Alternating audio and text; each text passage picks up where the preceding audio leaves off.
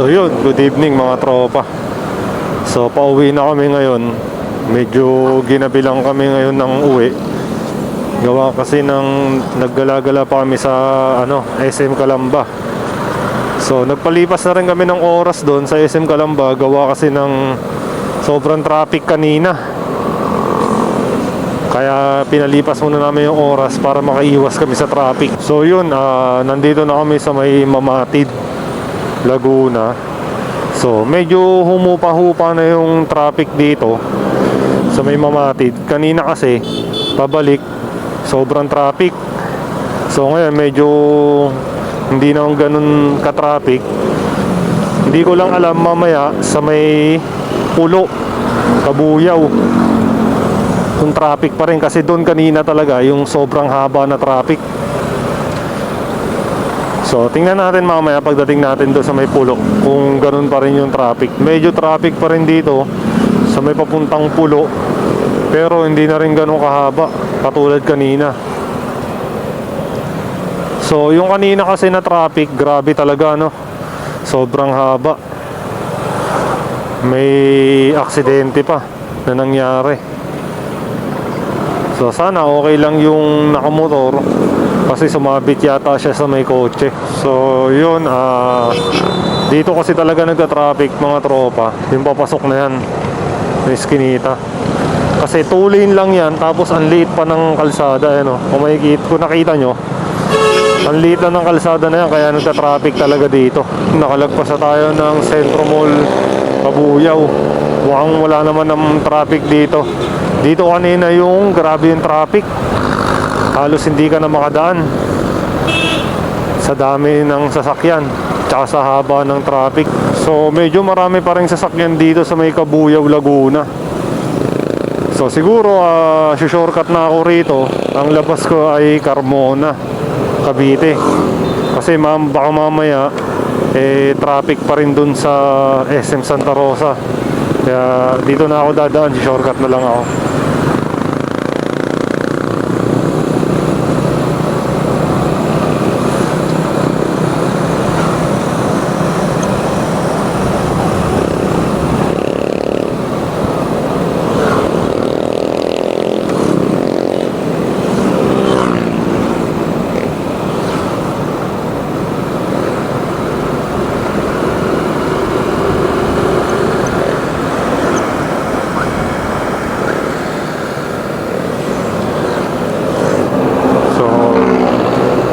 Dito na tayo shortcut, no?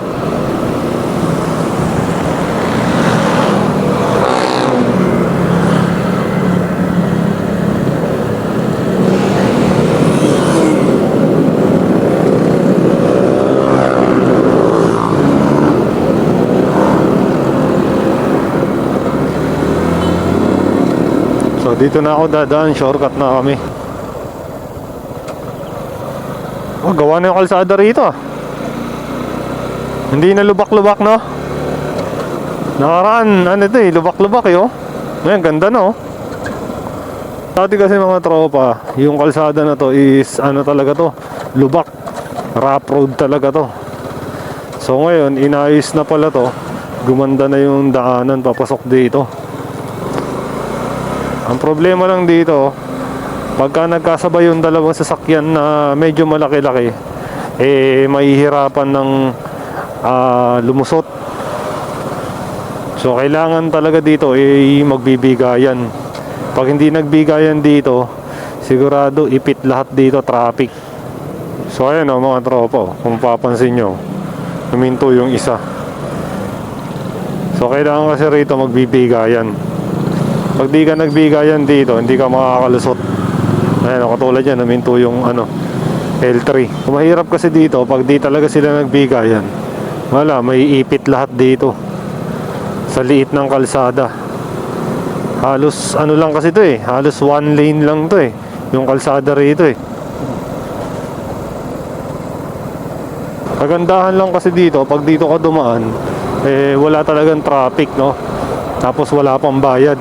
Hindi katulad dun sa dinaanan natin dati, may bayad na 10 pesos. Dito kasi mas mabilis to. Mas mabilis dumaan dito. So dire-diretsuin mo lang to. Ang labas mo na dito is Carmona, Cavite. Circle ng Carmona ang labas mo na ito. A few moments later. Sinarado. Doon sana tayo dadaan mga tropa kanina, sa may mga ilaw na yan. So ginawang one way, kaya dito tayo dadaan. So ngayon lang ako makakaraan dito. Hindi ko alam kung saan labas na ito. Kanan tayo dito. Try natin, kasi nandun yung daanan kanina.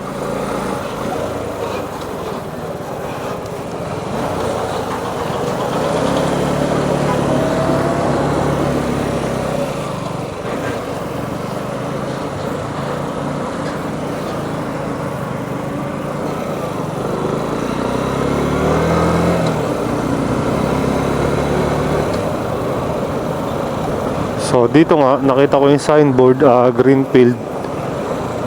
So tama naman yung dinaanan natin.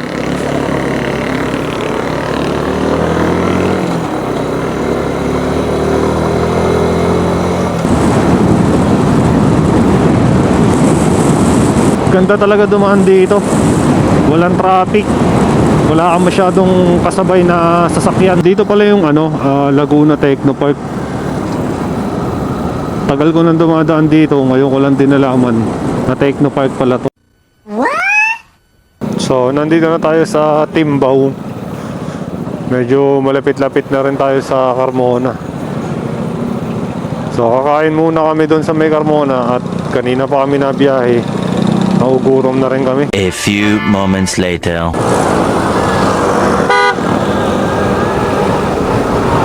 Naku, sarado. Sarado. Ano? Ano?